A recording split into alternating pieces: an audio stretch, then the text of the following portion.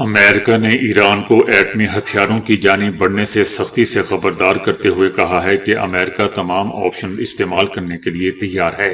امریکی وزیر دفاع کا کہنا تھا کہ ایران کے پاس معاہدہ کرنے کا موقع ہے، ایران کو اپنی جوہری صلاحیت میں اضافہ نہیں کرنا چاہیے تھا۔ وزیر دفاع کا کہنا تھا کہ محکمہ دفاع ایران کے معاملے پر صدر ٹرمپ کی توقعات کے مطابق عمل کرنے کے لیے تیار بیٹھا ہے اور صدر ٹرمپ جو چاہیں گے پینٹاگون وہ کرنے کے لیے تیار ہوگا۔ تو دوستو، ان سب کو یہ بھی پتا ہونا چاہیے کہ ایران بھی کوئی اعتکاف پہ نہیں بیٹھا ہوا، وہ بھی آپ سب کا منہ توڑنے کے لیے بالکل تیار بیٹھا ہے۔ یاد رہے دوستو کہ امریکہ کا ایک اور بحری بیڑا مشرق وسطی میں تعینات ہے۔ یہ ایک روز قبل امریکی صدر نے ایران کو دھمکی دیتے ہوئے کہا تھا کہ ایک اور بحری بیڑا تیزی سے بھرپور طاقت اور واضح مقصد کے ساتھ ایران کی طرف بڑھ رہا ہے، جبکہ ایک بحری بیڑا وہاں پہلے سے ہی موجود ہے۔ جبکہ اس کے جواب میں ایران نے کہا تھا کہ ایرانی فورسز کی انگلیاں ٹریگر پر ہیں اور ایرانی فورسز کسی بھی جارحیت کا جواب دینے کے لیے بالکل تیار بیٹھی ہے۔ ایک صہیونی جنرل نے ایران کے خلاف امریکہ کی طرف سے کسی بھی جارحانہ اقدام کے نتائج پر اسرائیل کے لیے دوستو اثرات پر تشویش کا اظہار کیا ہے۔ جنرل کا کہنا ہے کہ امریکہ نے ایران کے خلاف کوئی بھی حملہ کیا تو ایران اسرائیل کے خلاف جوابی حملہ کرے گا۔ صہیونی جنرل نے اس بات پر زور دیا ہے کہ حالیہ مہینوں میں ایران کی صلاحیتوں میں نمایاں اضافہ ہوا ہے اور حقیقت اس سے کہیں زیادہ پیچیدہ ہے جو ہمیں نظر آ رہی ہے۔ میرا مشورہ یہ ہے کہ اپنے دشمنوں کو کم نہ سمجھیں، خاص طور پر میزائل اور فضائی میدان میں، چونکہ ایرانی اس علاقے میں ایک قسم کی سپر پاور ہے۔ جنرل کا کہنا تھا کہ ہم ابھی ایک دوڑ میں ہیں اور میں نے جون کی جنگ کے بعد کہا تھا کہ ایران کی دھمکیاں اور ارادے ایک جیسے ہیں۔ ایرانیوں کی خاصی توجہ میزائل کی تیاری پر ہے اور وہ میزائلوں کے اثرات سے بخوبی واقف ہیں، اس لیے وہ میزائل بنانے میں واپس چلے گئے ہیں۔ ایرانیوں کے پاس اب بھی کئی ہزار میزائل ہیں۔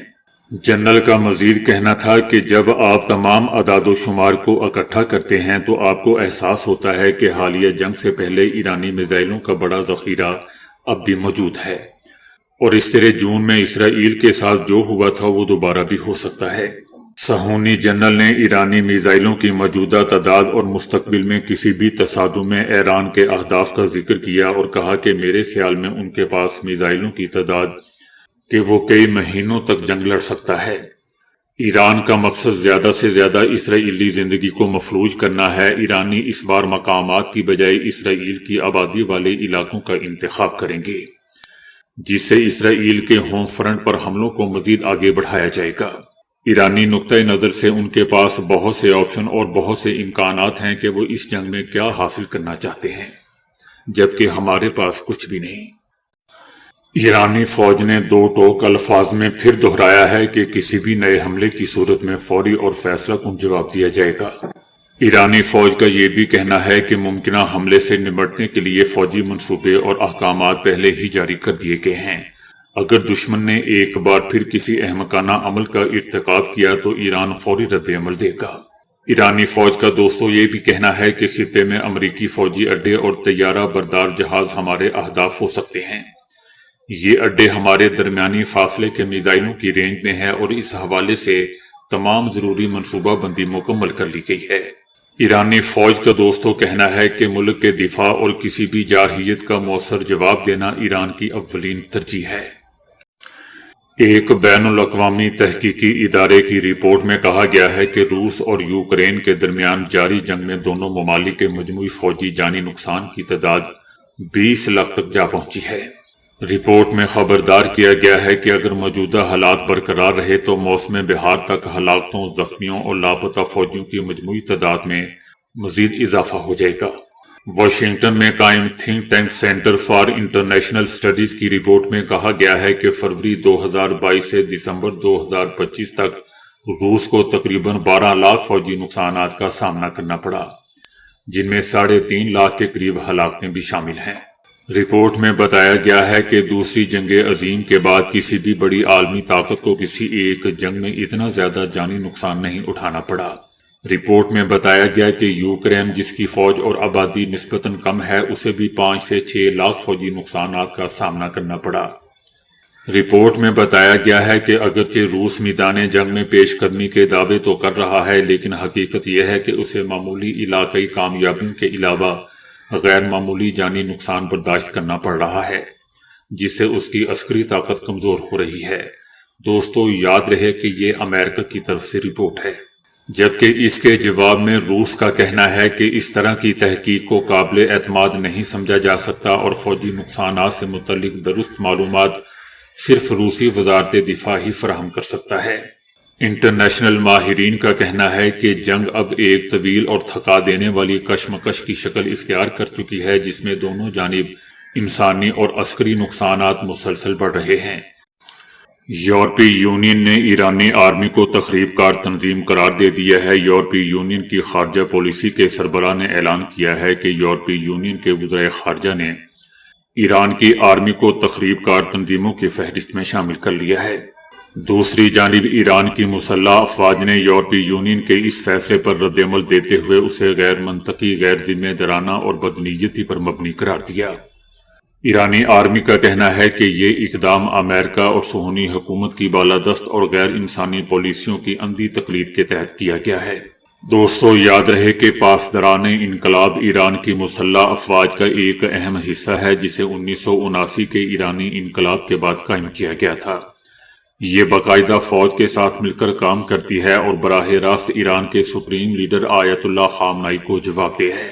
تقریباً 1,90,000 فعال اور ریزرو سمیت 6 لاکھ سے زائد اہلکاروں پر مشتمل یہ فورس ایران کے بیلسٹک میزائل اور جوہری پروگراموں کی نگرانی کرتی ہے اور مشرق وسطی میں مختلف اتحادی گروہوں کی حمایت کرتی ہے۔ امریکہ نے بھی 2019 میں پاسداران انقلاب کو غیر ملکی تخریب کار تنظیم قرار دیا تھا۔ صدر پیوٹن نے اپنے اماراتی ہم منصب محمد بن زاید کا خیر مقدم کرتے ہوئے کہا ہے کہ روس ایران کی صورتحال پر گہری نظر رکھے ہوئے ہیں اور روس مذاکرات کے دوران ان کے ساتھ اس مسئلے پر بات کرنا چاہتا ہے۔ روس کا دوستوں کہنا ہے کہ امریکہ اور ایران کے درمیان مذاکرات کی صلاحیت ابھی ختم نہیں ہوئی ہے اور ایران کے خلاف طاقت کا کوئی بھی استعمال خطے میں افراتفری کا باعث بن جائے گا اور اس کے خطرناک نتائج برآمد ہوں گے۔ روس کا یہ بھی کہنا تھا کہ ہم تمام فریقوں سے تحمل سے کام لینے اور مسائل کے حل کے لیے طاقت کے استعمال سے گریز کرنے کا مطالبہ کرتے ہیں۔ انٹرنیشنل ذرائع نے سیکیورٹی معاہدے پر دستخط کرنے کے لیے اسرائیل اور شام پر سخت امریکی دباؤ کی اطلاع دی ہے اور توقع کی جا رہی ہے کہ اس معاہدے کا اعلان جلد کر دیا جائے گا۔ امریکی صدر ٹرمپ اور ان کے شامی ہم منصب محمد جولانی کے درمیان ٹیلی فون پر بات چیت کی بھی اطلاع ہے۔ اس کال میں صدر ٹرمپ نے الجولانی کو بتایا کہ انہوں نے اسرائیلی وزیر اعظم نیتن یاہو کو دمشق کے ساتھ سیکیورٹی معاہدے کو حتمی شکل دینے کے لیے 1 مہینے کا وقت دیا ہے۔ صدر ٹرمپ نے امید ظاہر کی ہے کہ شام متحد رہے گا۔ معاہدے کے لیے صرف ایک مسئلہ جبل الشیخ باقی رہ جائے گا، تاہم اسرائیل نے اسے قومی سلامتی کا مسئلہ اور سرخ لکیر قرار دیتے ہوئے علاقے کو دوستوں حوالے کرنے سے انکار کر دیا ہے اور یہ بھی بتایا جا رہا ہے کہ آئندہ 4 ہفتوں میں اسرائیل کے موقف میں تبدیلی کی توقع نہیں کی جا رہی، اور دوسری طرف امریکی انتظامیہ کے اندر بھی اس موقف پر مکمل اتفاق نہیں ہے، کیونکہ شام کے معاملے پر اختلافات ابھی بھی موجود ہیں۔ ایران کا یورپی یونین کی جانب سے ایران کی پاسداران انقلاب فورس کو تخریب کار تنظیم قرار دینے پر دوستوں سخت رد عمل سامنے آیا ہے۔ اس سے پہلے یورپی یونین کا کہنا تھا کہ جبر کو جواب دہ کیے بغیر نہیں چھوڑا جا سکتا۔ جو حکومت اپنے ہزاروں لوگوں کو مارتی ہے وہ اپنی تباہی کی طرف بڑھتی ہے۔ ایرانی وزیر خارجہ عباس اراغچی کا کہنا ہے کہ یورپ ایرانی پاسداران انقلاب کو تخریب کار تنظیم قرار دے کر بڑی غلطی کر رہا ہے۔ ایرانی فوج نے بھی کہا ہے کہ یورپی یونین کا پاسداران انقلاب کو تخریب کار تنظیم قرار دینے کا فیصلہ غیر ذمہ دارانہ ہے۔ ایرانی آرمی کا یہ بھی کہنا ہے کہ یہ سب اسرائیل اور امریکہ کے غلام ہیں، ہمیشہ امریکہ اور اسرائیل کو خوش کرنے میں لگے رہتے ہیں۔ ایران کا کہنا ہے کہ اگر ایران پر حملہ کیا گیا تو یہ صرف ایران پر نہیں بلکہ پوری مسلم دنیا پر حملہ تصور ہوگا۔ ایران نے واضح کیا ہے کہ ایران جنگ نہیں چاہتا اور اب بھی امید ہے کہ صورتحال جنگ کی طرف نہیں جائے گی، تاہم اگر ایران پر حملہ کیا گیا تو یہ صرف ایران پر نہیں بلکہ پوری مسلم دنیا پر حملہ ہوگا۔ ایران میں دوستوں تخریب کار کارروائیوں کے دوران بڑے پیمانے پر جانی اور مالی نقصان ہوا تھا۔ پرتشدد واقعات میں 2000 سیکیورٹی اہلکاروں سمیت 3000 سے زائد افراد مارے گئے تھے۔ ان کارروائیوں میں 690 تخریب کار بھی مارے گئے۔ ایران کا کہنا ہے کہ صورتحال پر مسلسل نظر رکھی جا رہی ہے اور امریکہ کے مطالبات قابل قبول نہیں ہے۔